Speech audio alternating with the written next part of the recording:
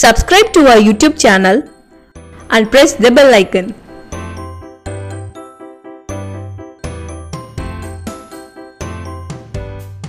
Hi and welcome to bankersdaily.in. இன்னைக்கு நம்ம April 13ஆம் தேதியோட கரண்ட் அஃபேர்ஸ் பார்க்க போறோம். முதல் நியூஸ், ரயில்வே துறையோட 64வது ரயில்வே வார விழா ஏப்ரல் 12ஆம் தேதி 2019 அன்னைக்கு நடந்திருக்கு. இது எங்க நடந்திருக்கு அப்படின்னு பார்த்தோம்னா புது டெல்லியில இருக்கிற ரயில்வே பவன் அப்படிங்கிற ஒரு இடத்துல நடைபெற்றிருக்கு.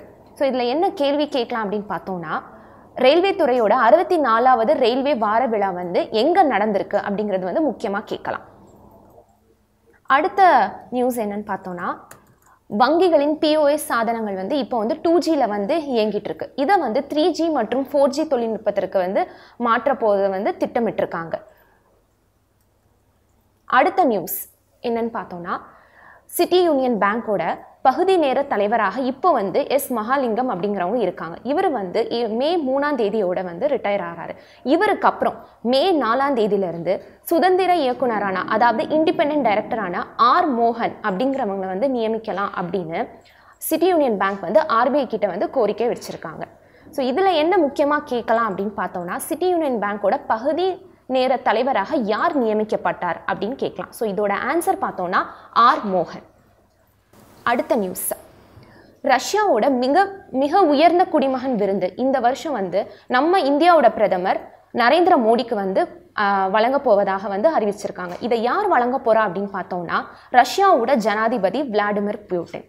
ஸோ இதுல முக்கியமா என்ன கேட்கலாம்னா, ரஷ்யாவின் மிக உயர்ந்த குடிமகன் விருது யாருக்கு வழங்கப்பட்டது அப்படிங்கிறத கேட்கலாம். இதோட ஆன்சர் இந்தியாவோட பிரதமர் நரேந்திர மோடி. அடுத்த நியூஸ் விளையாட்டு செய்திகள். சிங்கப்பூர் ஓபன் 2019 இதுல பெண்கள் ஒற்றை பிரிவில் அரையிறுதி போட்டியில் யார் வென்றிருக்கா அப்படின்னு பார்த்தோம்னா, ஜப்பானை சேர்ந்த நோஸ்மி ஒக்குஹாரா. இவங்க யாரை வீழ்த்தி வெற்றி பெற்றிருக்காங்க அப்படின்னு பார்த்தோம்னா, இந்தியா வீராங்கனை PV சிந்துவை வீழ்த்தி இவங்க வெற்றி பெற்றிருக்காங்க. இவங்க வெற்றி பெற்றனால இறுதி போட்டிக்கு தேர்வு செய்யப்படுறாங்க.